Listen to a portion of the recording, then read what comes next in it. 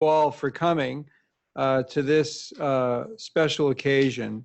This is actually the 21st year of the Iris Fischer Lectureship, which is endowed by our own faculty leader, Dr. David Fischer. As you know, Dr. Fischer has been involved in the Yale School of Medicine for nearly 60 years. He was the first medical oncologist in the New Haven community and remained in practice for decades, ultimately joining the Yale Cancer Center in 1993 as a volunteer, and then in 1995 as a full-time member of the faculty. And he has chaired and co-chaired our very successful cancer committee for our cancer center, which I believe has and continues to be a model of cancer committees at major cancer centers, including its most recent renewal just this year. Dr. Fischer has been committed to quality, and I think the personal story of his wife, Iris, has really led him to continue to help us balance the mission of our cancer center and cancer hospital. And I wanted to share with you a quote that he offered as part of this endowment. He said, "It is my hope that this lectureship will serve as a lasting memory to Iris while providing an educational opportunity for our physicians and staff for the benefit of patients at our cancer center. Our current generations of physicians emphasizes laboratory medicine, which is extremely important, but we need to always be sure that we balance also treating the disease and beyond that to the total care of patients." And in fact, today's lecturer, speaker, visiting faculty member, I think really illustrates, exemplifies that concept, and I think is a rightful heir to the 21st year of this fellowship. So without further ado, I'll turn it over to introduce our speaker to Dr. Karen Adelson. Karen, as you know, is the Chief Quality Officer for Smilow Cancer Hospital and Deputy Chief Medical Officer, and who better than to introduce our speaker. Thank you so much, Charlie. I have a long intro because we have a very special speaker today. I hope you all realize that we have a celebrity in our midst. If Grand Rounds were the Grammys, we would be having Beyonce speak to us today. Of all oncologists nationally and internationally, I believe that Dr. Basch's legacy will have the single greatest impact on the lives of patients with cancer. His work cuts across disease types beyond targeted pathways and shows universally that listening to what our patients tell us not only improves outcomes, reduces toxicity, improves adherence, but leads to improved overall survival. He uniquely marries health services research science with the tenets of humanism and empathy. Not surprisingly, he's one of the nicest guys you'll ever meet. Dr. Basch grew up in New York City, graduated from Brown University with a major in literature before exploring a series of potential careers. He got a master's in literature at Oxford in England, and worked in Washington during what he described as a terrible period in politics before his grandfather suggested that a little structure might help ground his life. He embraced that structure, soon afterward graduating with an MD from Harvard Medical School and a master's in epidemiology from the Harvard School of Public Health.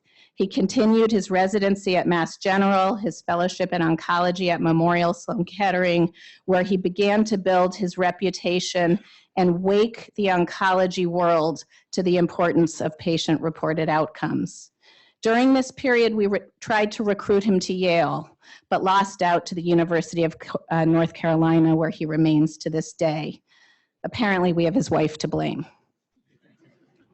At UNC, he's a practicing medical oncologist focused on prostate cancer and leads a team of outstanding health services researchers who are developing ways to capture the patient experience and integrate this essential outcome into cancer drug development and care delivery.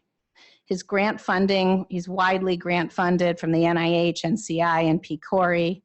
Many of you will remember that Dr. Basch gave the 2017 plenary session at ASCO and then published results in the JCO and JAMA of a randomized clinical trial that showed routine collection of patient-reported outcomes, improved health-related quality of life, reduced hospitalization, increased time spent on treatment, and most remarkably, improved overall survival.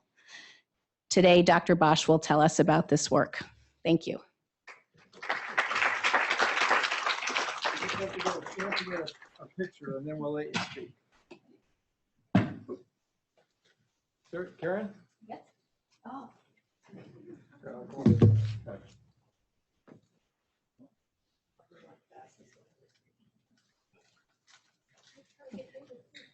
Oh, of course, Dr. Fischer. Yeah. Actually, even more important.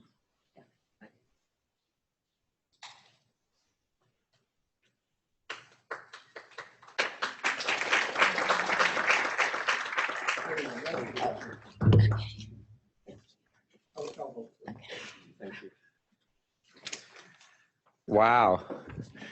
Thank you so much. Karen made me cry. I wish my mother was here. Thank you so much for this honor. I am just so delighted to be here. You know, I'd first like to really thank Dr. Fischer and acknowledge the legacy of his wife. This is such a meaningful venue. At dinner last night, it became very clear that Dr. Fischer has embraced many of the tenets that we all value around ethics and patient-centeredness and compassion in oncology that really only now are starting to emerge in the models of care that many of us think about. At an earlier time, these issues did not rise to the top, and Dr. Fischer has been a champion of these issues for decades, and I so greatly appreciate you and thank you for this honor. I'd also like to thank Dr. Fuchs, who I enjoyed spending time with last night at dinner, and I'm so glad to see that you've had such a robust and successful time here at Yale, which is an incredible place. And congratulations on your core grant renewal, which we're about to go through at our cancer center, so you can extend your empathy to us. I'd also like to thank Karen Adelson. Karen and Ann Chang, who I got to spend time with today, are really two of the most extraordinary people nationally working in value-based care and quality care. You really are uniquely fortunate to have them at this institution. At UNC, we were very jealous, and really they have moved the bar forward on how we think about aligning the interests of our patients with the interests of payers and other stakeholders in care delivery. I'm going to be talking today about patient-reported outcomes. It's an area that I've been involved with really throughout my academic career, starting as a fellow and then into my life as a faculty member. I think it's perhaps an illustration for those of you who work in health services or really in other kinds of research of trying to build an argument successively over time, starting with simple observations that one might make through one's involvement either in clinical care or in research, and then trying to think about how we could change the way that we do things. And I feel lucky that I've been able to have this journey and share it with a lot of collaborators. These are my disclosures. I work at UNC. Karen outlined my research funding. I have editorial involvements. I advise multiple entities that are trying to take these approaches that I'll describe today and disseminate them out into the world. So this is a toxicity table. This is taken from an FDA drug label for a product that I use all the time as an oncologist, docetaxel, also known as Taxotere. It's a cytotoxic chemotherapy. And the way that these toxicity tables, for those of you who don't know, are constructed is that we look at what we call the pivotal trial, the clinical trial for, upon which the drug was approved. And we look at all the most, the company, the sponsor, and the regulators, the FDA, believe are the most important adverse reactions, and they put them all in a table. And then you see the first column shows the proportion of patients who had any level of severity of these adverse reactions. And then the second are what we call grade 3 and grade 4 adverse reactions. And these are very severe. They might result in significant debility or hospitalization. And if you look at this table, on the face of it, there are a couple of things that might jump out at you. One of them, if you can see the shading, is that more than half of these are highly subjective experiences, what you might call symptoms, things that a patient would generally know best themselves, right? Experiences like dyspnea, shortness of breath, or fatigue, or myalgia, muscle pains, right? These are things that you can't infer by looking, by observing a patient or measuring something quantitatively. These have to be reported by the patient. But who reports this information in our discipline and actually across medical disciplines? It's not patients themselves, it's us. It's clinicians and clinical trialists. So we have to somehow elicit this information from patients, and then it makes its way into these toxicity tables. My prior institution, Memorial Sloan Kettering Cancer Center, used to have these paper forms. This is all now largely electronic, but I love this. This is an actual form. And early on in our research, we used to call this the straight line phenomenon. And it goes like this. I walk into the room to see my patient. I say, hello, Mrs. Jones, you're looking great today, straight down the line. Let's talk about, your scan results. And unfortunately, this kind of approach to eliciting information from patients, it turns out, is often more the rule than the exception for generating the data that winds up in clinical trial data sets or drug labels.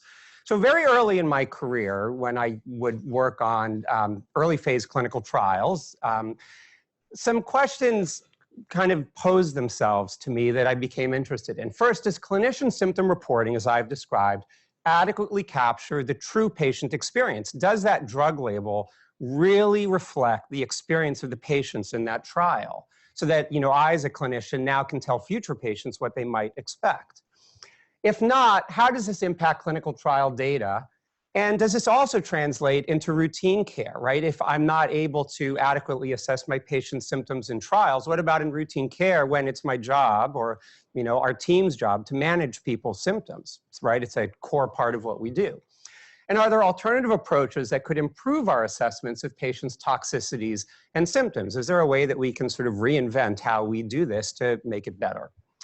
So I started out with this, with thinking about, well, what's the workflow in a clinical trial, right? How do we actually collect this information? So a patient comes in to see one of us who's a clinician experiencing a symptom, and a clinician will then interview the patient at the visit. That might be the attending doctor, a fellow, it could be a research nurse, it could be one of multiple kinds of professionals. But that person interprets the symptom, and then usually we'll write that in the chart or type it into the chart in one form or another. Then a data manager has to abstract this information. If you think about how clinical trials are run these days, generally for drug development trials, these are international studies being done multinationally, right, across the world in many different languages. And this information may be encoded in many different ways between and within providers or investigators in many different languages. And it somehow has to be standardized. And the way that we've done this in oncology is to have these lexicons of terminologies. There's one called MEDRA that's used very broadly in drug development across all diseases. But in oncology, we have a system called the CTCAE, the Common Terminology Criteria for Adverse Events, which I'll describe in more detail later. But the CTCAE is essentially a library of adverse events with severity gradings that we use in oncology as our common way of standardizing all kinds of adverse events, including symptoms. And this information makes its way into a research database. Now, the problem one could maybe see here is that this is kind of like the children's game of telephone where you sit in a circle and you whisper in a person's ear, they whisper to the next person. By the time it makes its way around, it has like no relationship to what you started with, especially if there's like a joker in the crowd. But the problem is that you can have data transformation or data loss at many different steps in this process for a whole host of reasons. So I began to think, well, what's the alternative, right? Could you just directly collect this information from patients unfiltered by the clinicians who may omit or transform or impose their own judgment upon the patient's self-report? Now, around the time that I became interested in this, which was a little less than about 20 years ago, the FDA started to become interested in this idea of a patient-reported outcome. For years, the concept of quality of life had been kind of bubbling up in clinical trials and was a particular interest, especially in Europe. But a patient-reported outcome was a broader concept, and it referred really to any experience the patient was having that was salient to the disease or the treatment. And so this could be quality of life, it could be symptoms. And the FDA really wanted to think systematically about how to handle these data in a rigorous way, in a more scientific way. And so I actually began working very closely with FDA, developing the conceptualization of how PROs should be thought about in drug development broadly, but also specifically within oncology. And to do much of this work, to gather data, we developed a patient adaptation of the CTCAE tool. So the CTCAE at that time had about 1,000 individual adverse events within it. About 10% of those were symptoms, right? Things like the symptoms that I showed you on that drug table, as well as a lot of other stuff that's not amenable to patient self-report, like retinal detachment or hypertension. But for the symptoms themselves, we created an analogous patient version. And then we created a Web 1.0 piece of software to elicit this information from patients. And this is what it looked like. And I would say, back in these days, there were no iPhones, there were no iPads. This was, very early in the use of internet for collecting information from patients, which now, of course, is, a massive industry. And to create the software, I actually enlisted the group that did the billing software for Sloan Kettering. So what would happen is, they would work on the software, get really far, then the billing system would go down and they'd disappear, for like 3 weeks, and then they'd come back. But they were a great group, and we collaborated for more than a decade building these systems iteratively. And they loved it, right? It really connected this group to patient care. So this is what it looked like. This is what the patient version of the early iteration of the patient CTC adaptation looked like. What you see here is different grade levels. This is how we think about the CTCAE generally, but then it's anchored to these patient-reported criteria, which are analogous to the professional criteria. So mild pain would be, I've had mild pain, it does not interfere with my normal functioning. And I'll talk about actually the language and the validity of all of this in a little bit, but this was sort of our first attempt at it. So here you can see this patient has chosen grade 1 or mild pain, and this information is then loaded into a database. So the first question that I became interested in was, well, do patients and clinicians agree with each other?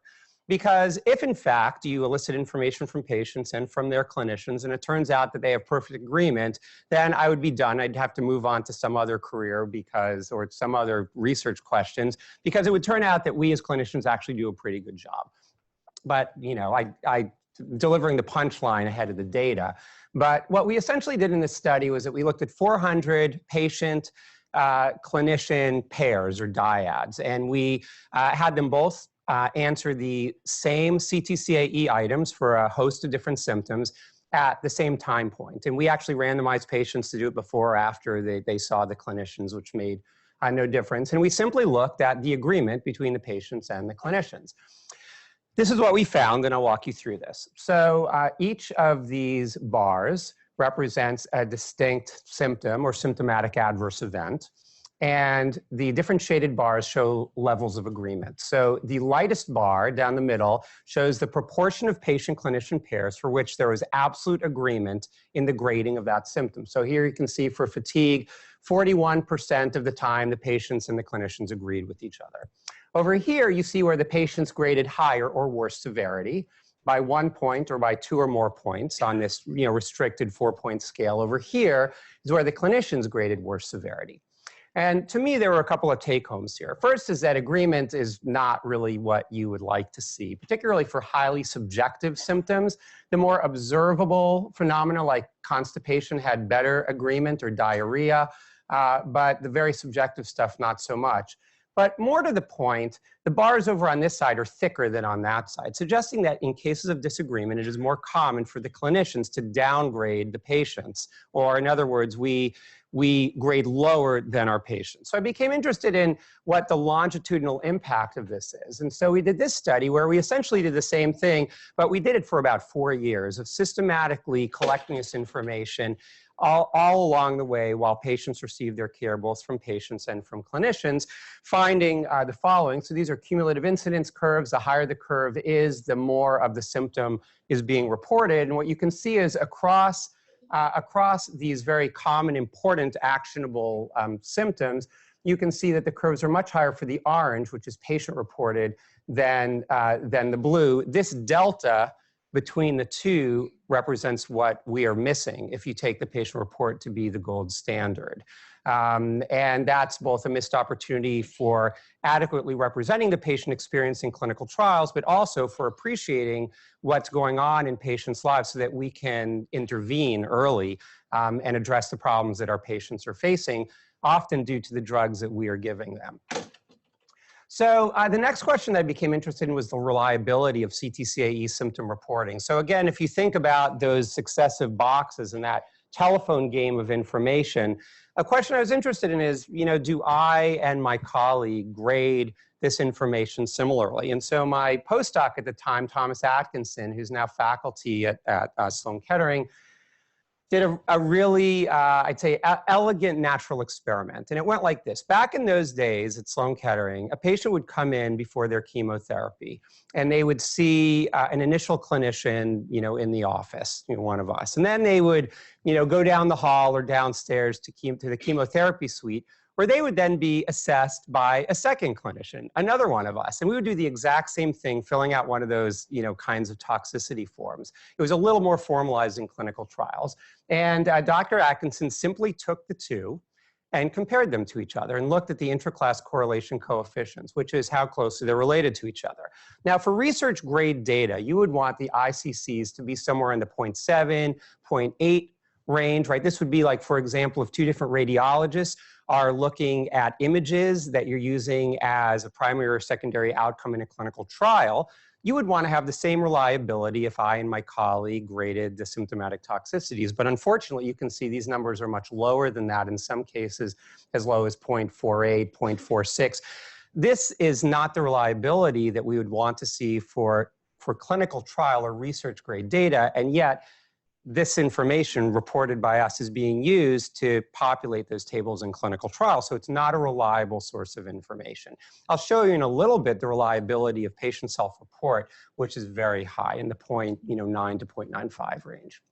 Okay, but around this time, we were starting to present this data, and I would say that this was, it would be generous to call it disruptive, maybe fringy to be honest. But we were starting to get a little bit of attention for this work. But my colleagues would say to me, well, Dr. Basch, all well and good. We miss a lot of stuff, and our patients maybe know better.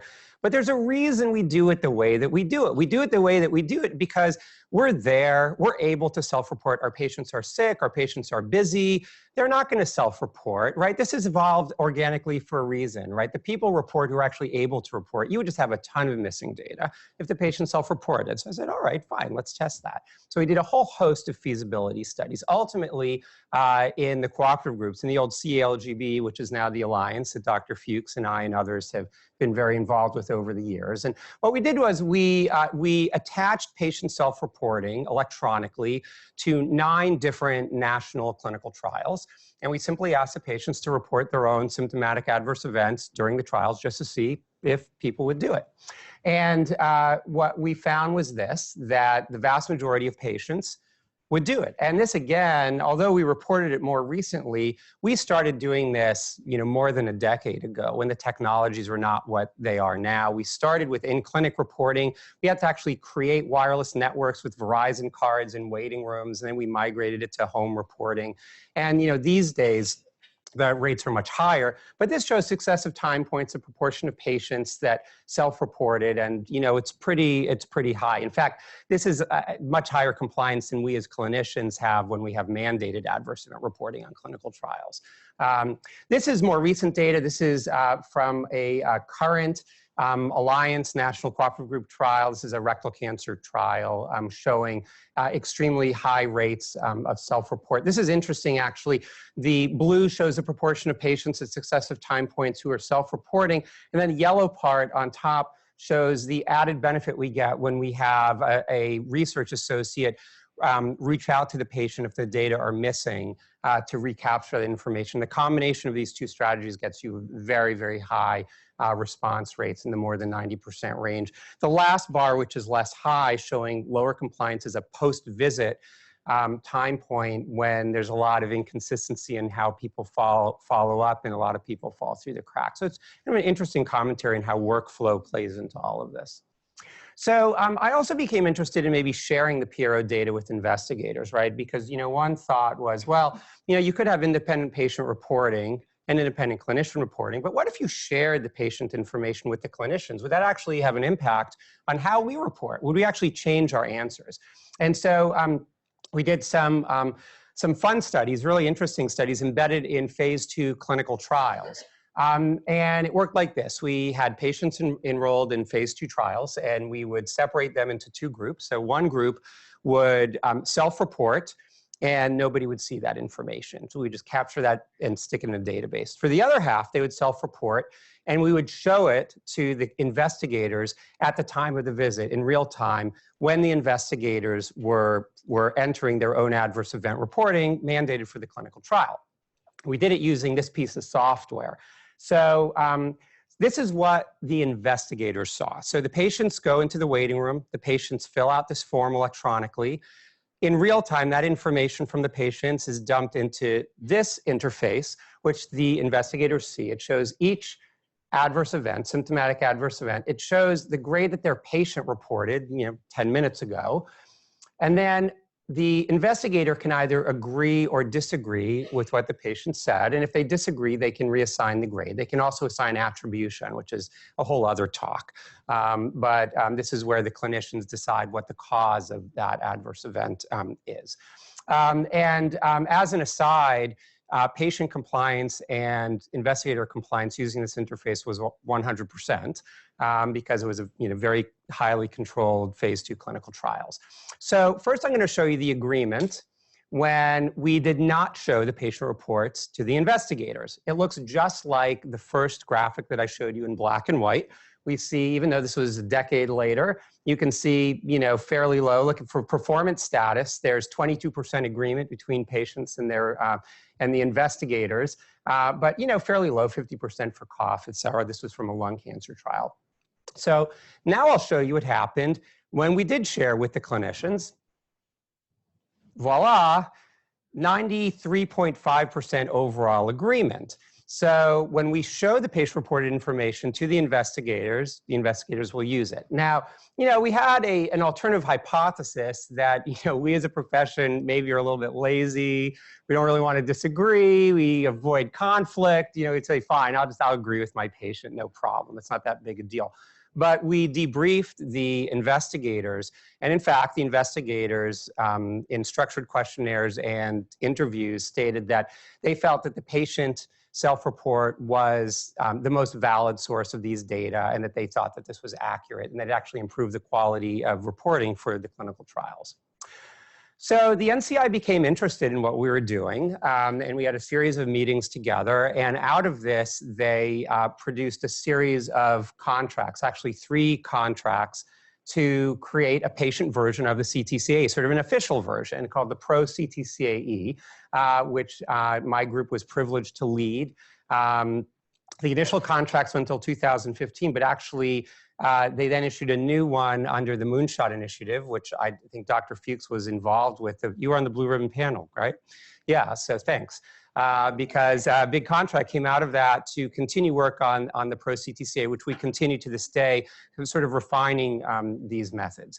And in those original contracts, the charge was to create a very, what we call psychometrically robust series of questions. So items that were very understandable to patients, that really represented the concepts that we were trying to get at, that were very reliable and valid.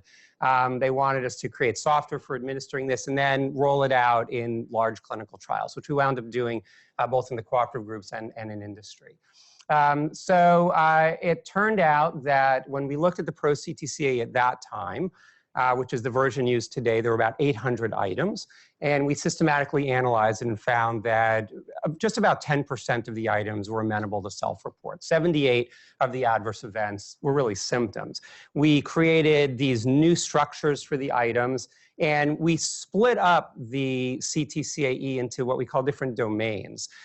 So one of the problems with the CTCAE is that it combined all these different attributes, right? So you might have an anchoring that a clinician would have to analyze that made you think about the severity of a symptom as well as whether it interfered with function, if some sort of clinical intervention was indicated. And so we just parsed it all apart.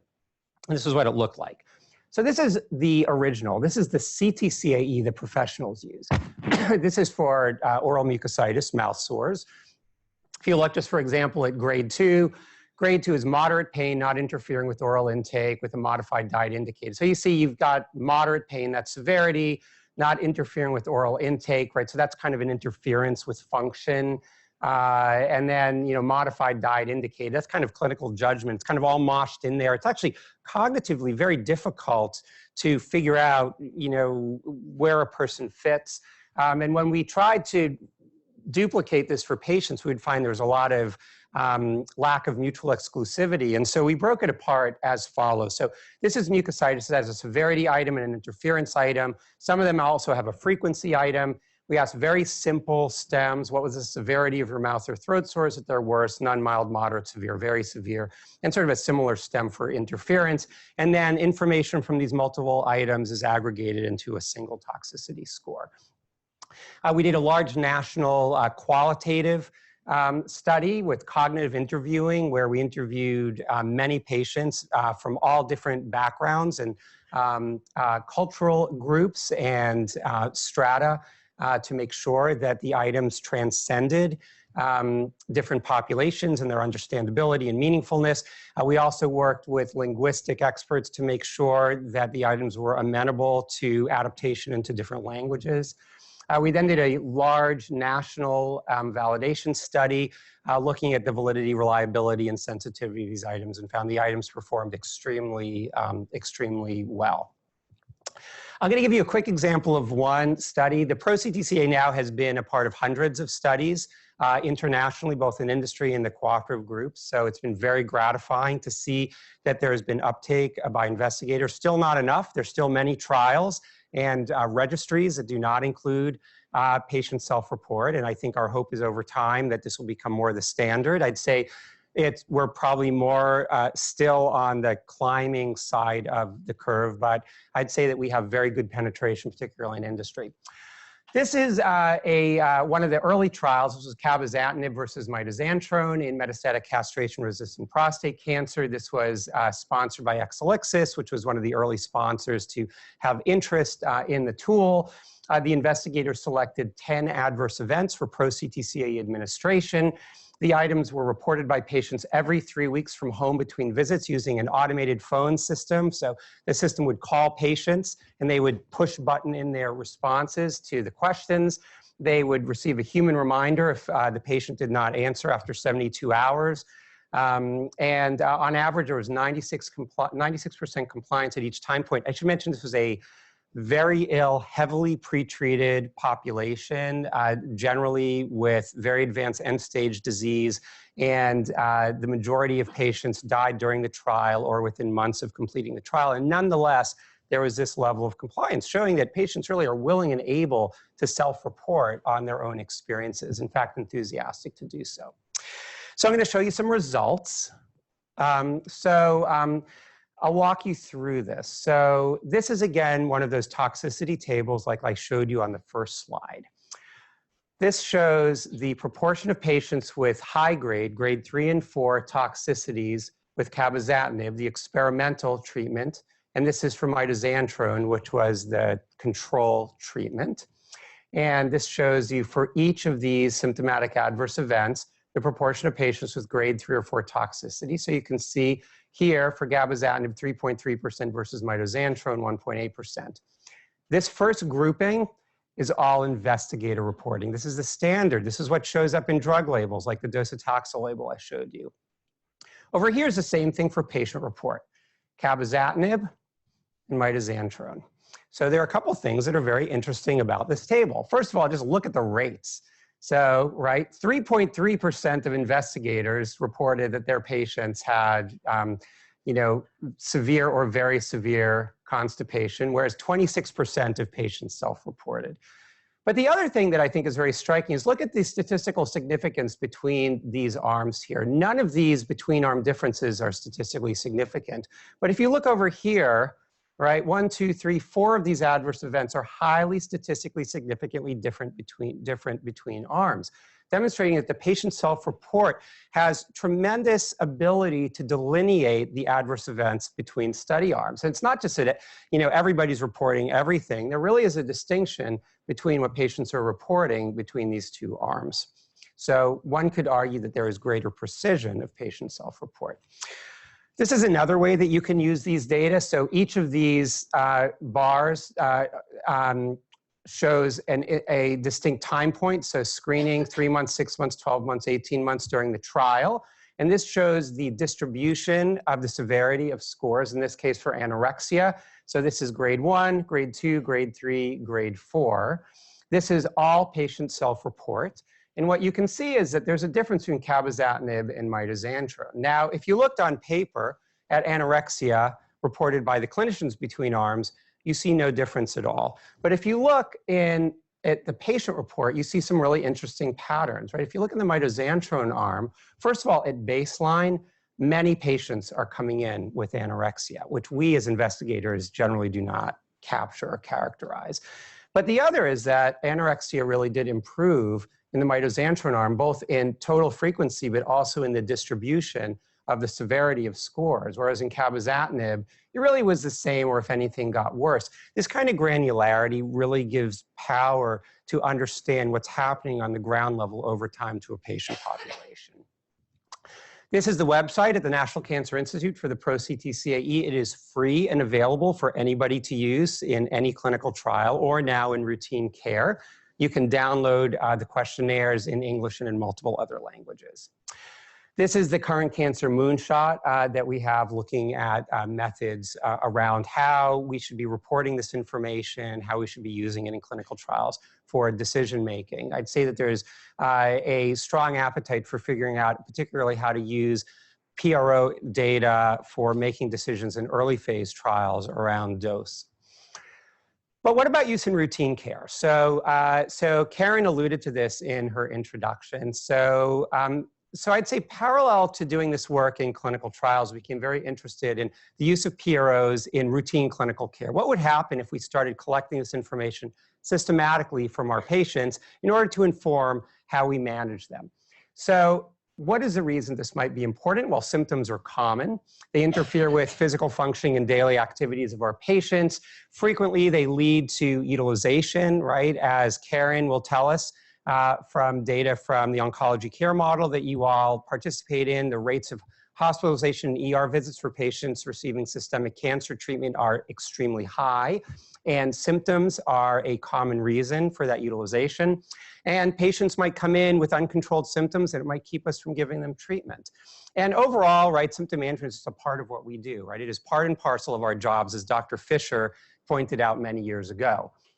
But what is our standard approach to symptom monitoring? So here on the left, we see a patient coming in to be treated or managed. Over here, we see the clinical team, and they are separated by a divide. And this patient has a symptom that needs to be addressed.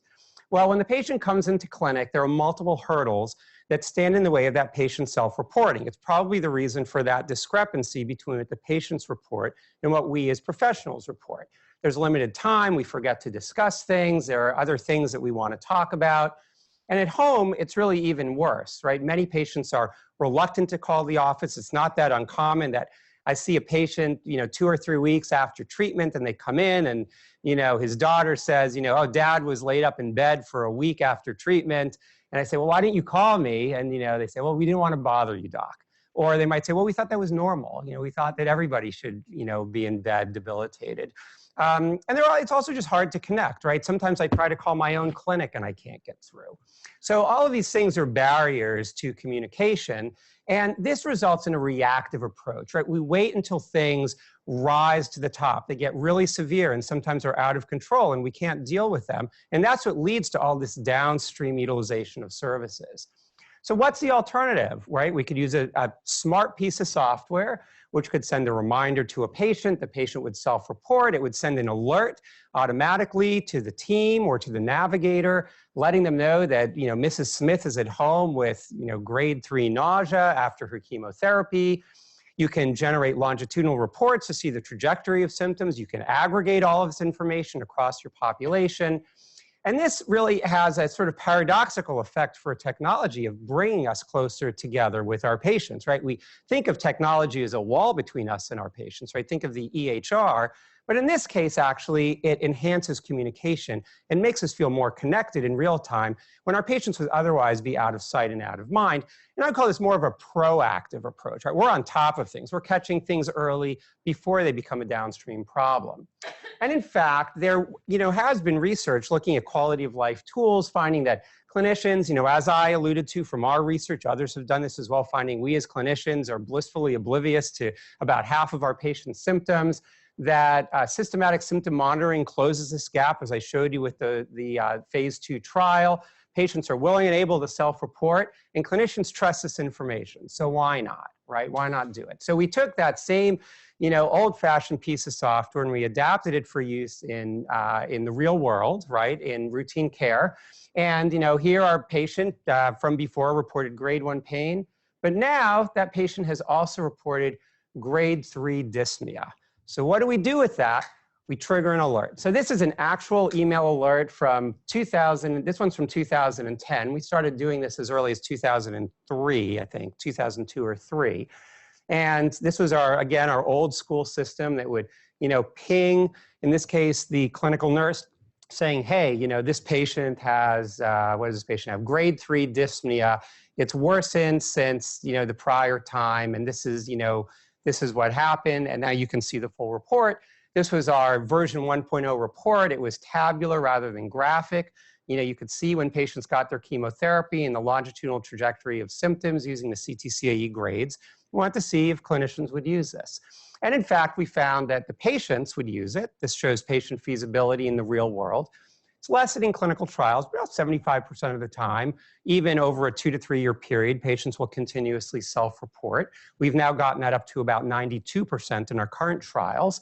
And we found that nurses will react to this. 75% of the time when nurses are presented with an alert, they will call the patient and react, either prescribe a new med or remind a patient about a PRN med, bring the patient in, send them into the ER.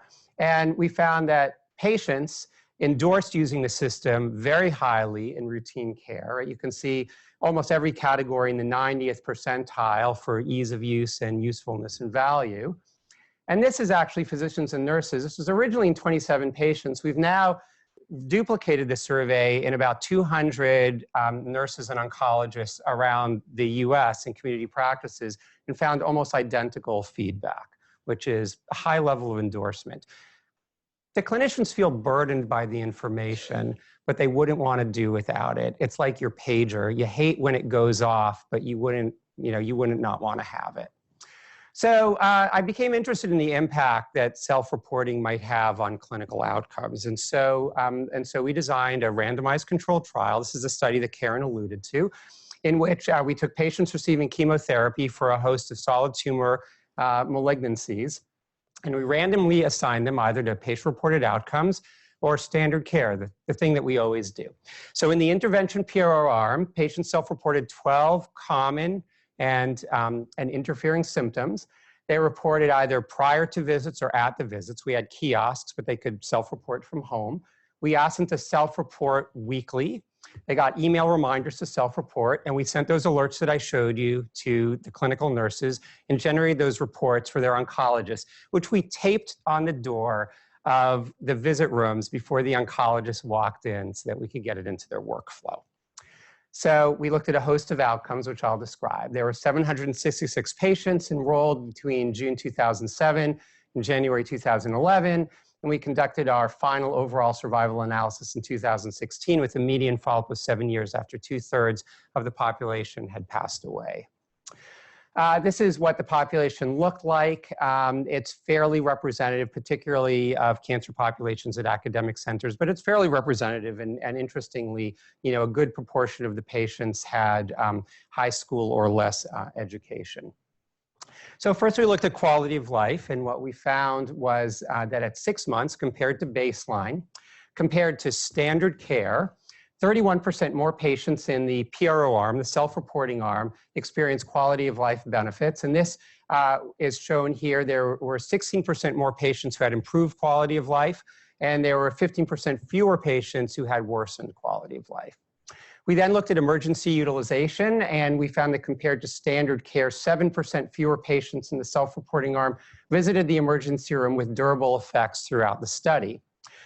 And I'd say the most striking result, and Karen also alluded to this, was the overall survival finding, which was compared to standard care, median survival was 5.2 months longer among patients in the self-reporting arm. And this remained significant in the multivariable analysis. And this translated to a 5-year absolute survival benefit of 8%. My colleague, who was the discussant at ASCO on this presentation, put up a figure showing the overall survival benefit for this intervention, and then showed the overall survival benefit for all of the oncology drug products approved by the FDA during the preceding year.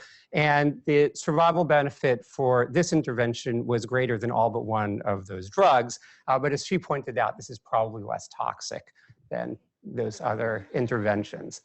So why does it work, right? Many people have said, well, why? Why does simply asking people how they feel and communicating that to the team, why does it improve, all of these outcomes? Well, I'd say the first is that proactive monitoring prompts we clinicians to intervene early before symptoms worsen and cause serious downstream complications. And the evidence in this trial is that, again, as I alluded to, nurses took action in response to the majority of alerts, and patients indeed were kept out of the emergency room.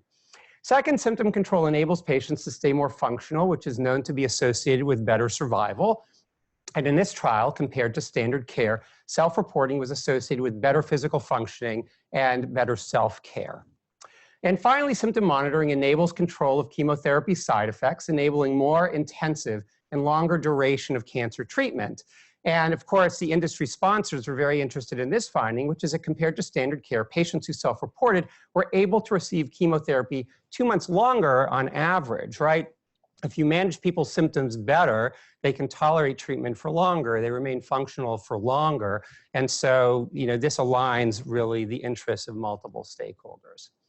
Now, I would note that subsequently, my colleague Fabrice Dennis in France did a similar study. This was in patients with lung cancer, where they used PRO monitoring over time to assess patients' symptoms. And they similarly found a survival benefit, as we did. And they also found that in a population of patients who had been treated for early stage lung cancer, that recurrences were detected earlier than routine systematic CT scans and visits, enabling earlier initiation of subsequent treatment. So this is the next generation of systems, right? So this shows, web-based interfaces, handheld. We use a lot of telephone-based systems. We use text-based messaging. We do some social media. And most of the studies we do now, we offer patients their choice of interface, right? When I need to get a movie ticket or, do banking, I might use the phone, I might use my handheld, I might use an app, I might use a computer. So we try to, bring this to where the patients are. What we found in our studies is that almost 40% of the time, patients want to use a telephone interface, not the web, particularly in rural populations, particularly in lower economic stratum patients, right? So most PRO systems, like through the EHR, like through Epic, they're all web-based. But we find that many patients actually want an automated phone system, and we probably are systematically missing people if we don't offer both. This is what our new readouts for clinicians and teams look like. We kind of show it lots of different ways, but graphically. We do a lot of data visualization work. We work with human factors investigators. I mentioned to Karen earlier today when we were meeting that we now have integrated symptom management pathways into the system. So if patients report a severe symptom, they will be prompted with information from a patient level pathway. But similarly, the nurse or other provider who's getting the alert will also get a systematic pathway of how to manage those symptoms. And, you know, we've parsed this out. It's different for immunotherapy than for cytotoxics, et cetera. You have to kind of get in the weeds of that. We currently are conducting a national randomized controlled trial where we're looking at implementation as well as, again, looking at effectiveness. This is funded by PCORI. This is open at 52 sites across the US currently, all community practices. We also, a talk for another day, are very interested in using this patient-reported information to understand the quality of care that we're delivering. So we have a national study also supported by PCORI with ASCO and the American Cancer Society, taking the patient-reported information and creating performance metrics or quality metrics to see, well, how good is our practice at managing symptoms compared to other practices to enable us to get under the hood at what's driving, you know, our either ability to or not to manage our patients' symptoms well. Currently, we're doing a lot of health system-wide work at my own institution, building bureaus into Epic. We do a lot of work directly with Epic around how to do this. Again, as I mentioned, developing the performance metrics. We use a lot of machine learning approaches to tailor how we send alerts so we don't overburden our providers. And then we do a lot of nerding methods work on the pro CTCAE, like around visualization and data representation. So my conclusions are that patient self-reporting improves symptom monitoring and outcomes in clinical trials and routine cancer care. It can expand our understanding of the experiences of our patients. It engages patients in research and care. And thankfully, and I think again would invoke the vision many years ago of Dr. Fischer, is becoming more widely used. And, you know, the final point I'll make, and this probably will resonate with Carrie Gross, my excellent colleague here who runs one of the country's outstanding outcomes research programs, COPPER. This work demonstrates how hard it is to change a very simple process, even if it makes a lot of intuitive sense, which is what allows many of us as health services researchers to have careers. Thanks.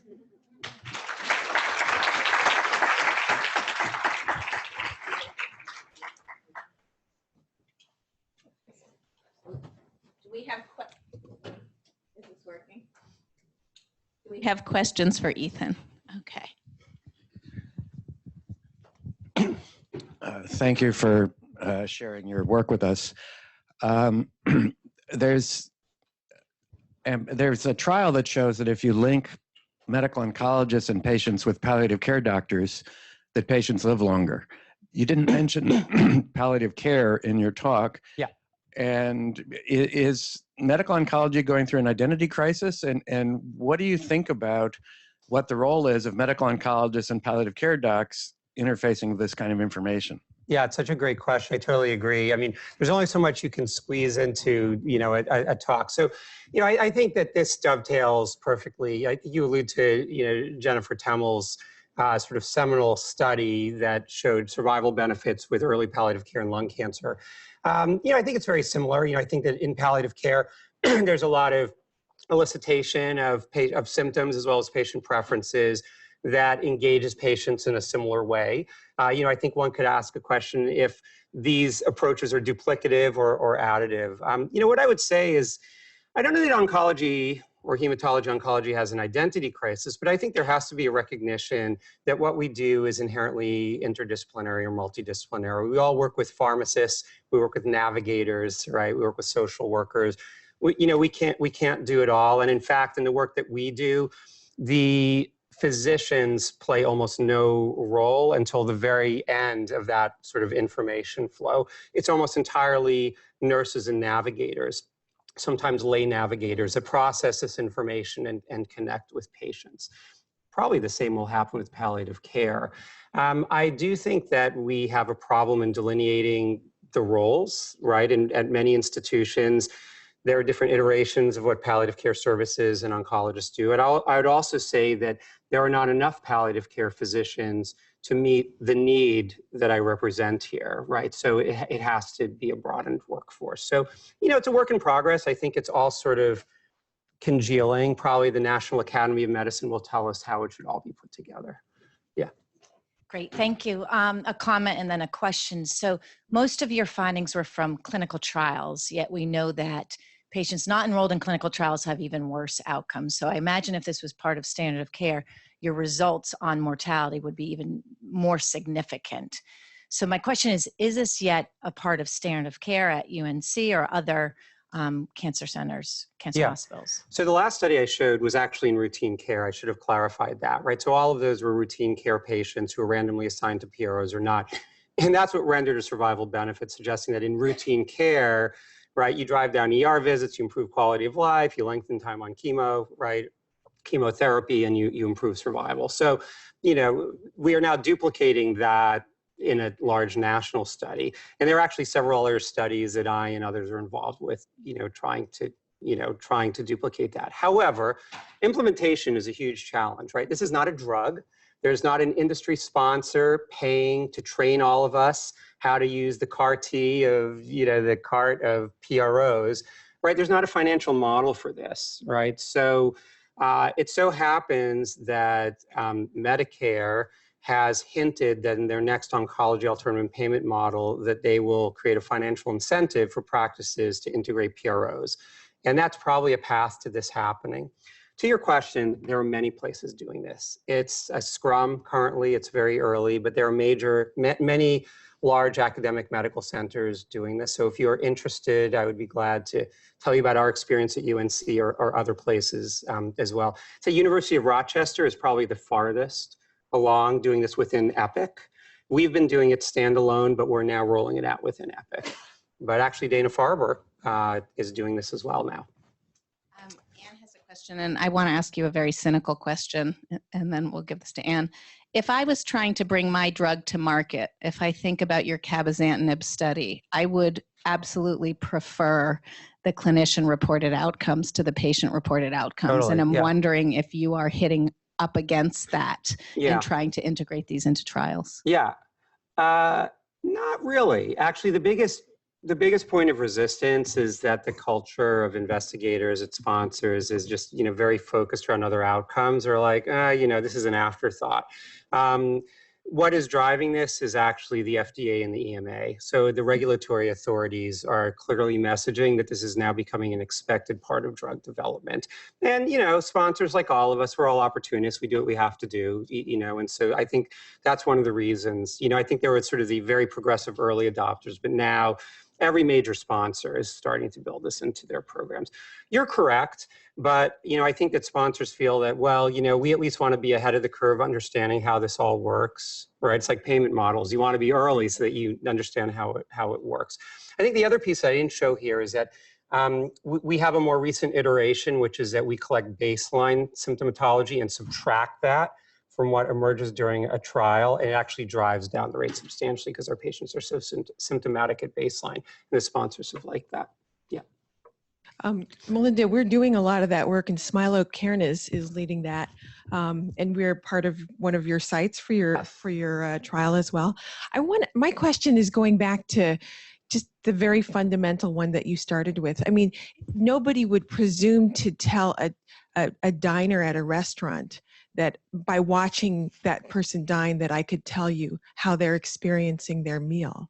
So it's kind of a no-brainer. Why has it taken so long for people to understand this about treatment of patients? We are the sommeliers of medicine. We tell you what you need to pair with your, I don't know, I think this has emerged organically. I mean, but look, let's be honest, in the days when Dr. Fischer started his career, it was very different. We didn't have these huge numbers of survivors. There wasn't maintenance therapy, right? People didn't live for, years with their cancers.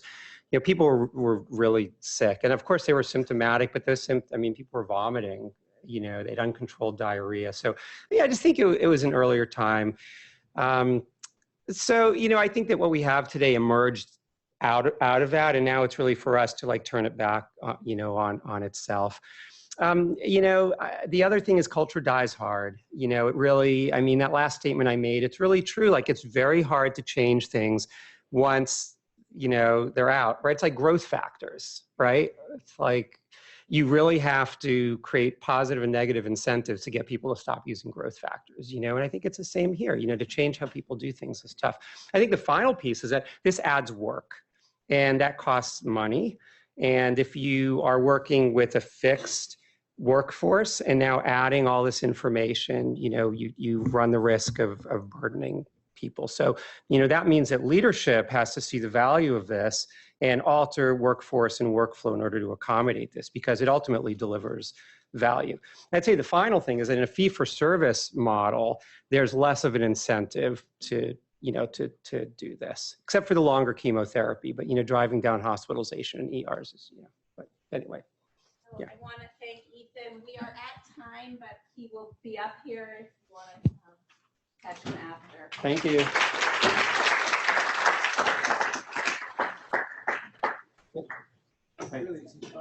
Oh, you're so kind. Thank you.